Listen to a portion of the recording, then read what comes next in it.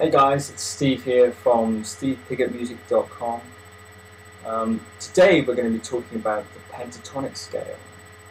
We're going to learn this scale today.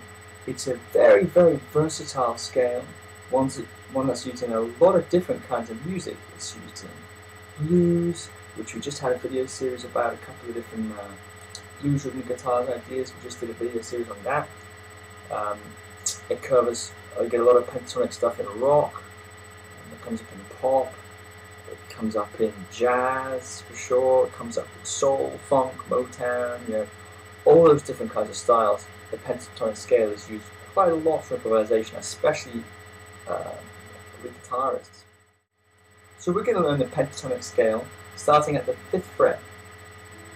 And the first note in the scale is the root note.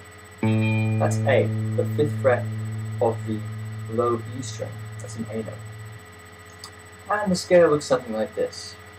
A, C, which is the 8th fret of that string. So I've got a 1, 2, 3 fret gap between my fingers, as you can see there. And then I move down to the next string. My first finger is on the 5th fret. Take my ring finger, put it on the 7th fret. Move the whole thing down another set of strings. First finger on the 5th string, ring finger on the 7th fret.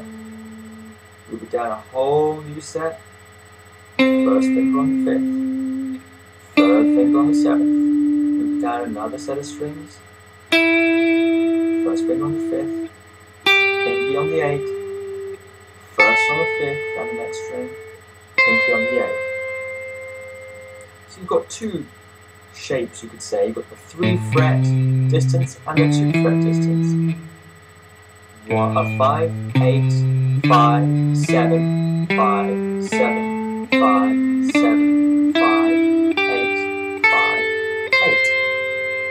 I've written this down for you in the accompanying article. So if you're watching this on YouTube, just click the link and you'll be able to see a little graphic there that you can take and use as a reference point for the scale.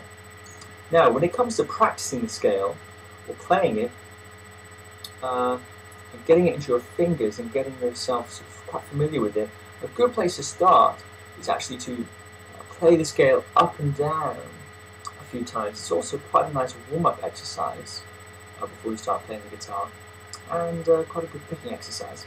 So,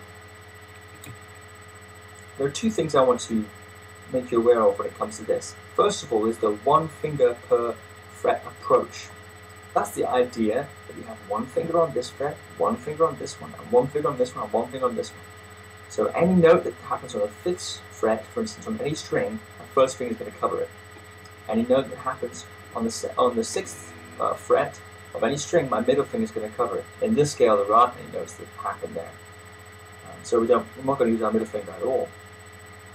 It's a very polite scale, you could say. And the ring finger, along anything that happens on the 7th fret, any notes that happen there, my ring finger is going to cover that.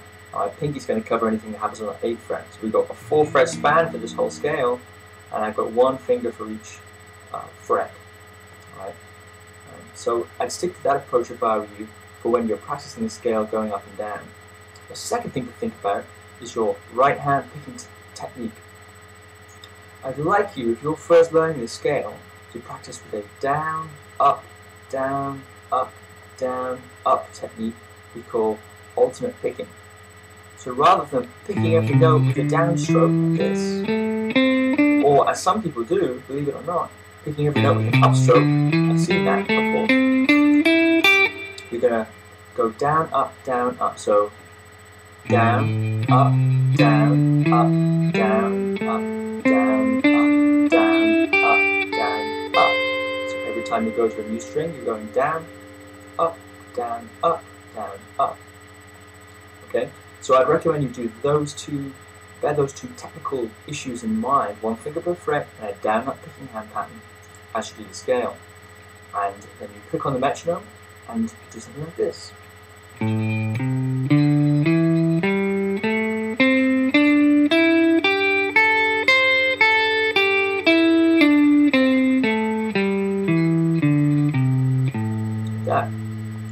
down, come all the way up. And if you like, you can move the starting note around different places in the neck. So maybe I'll take it up here to the 10th fret.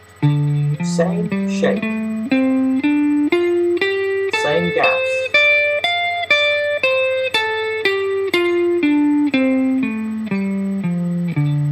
Maybe I want to move it somewhere else. It's more important at this stage, if you're first learning it, just to get your fingers used to it.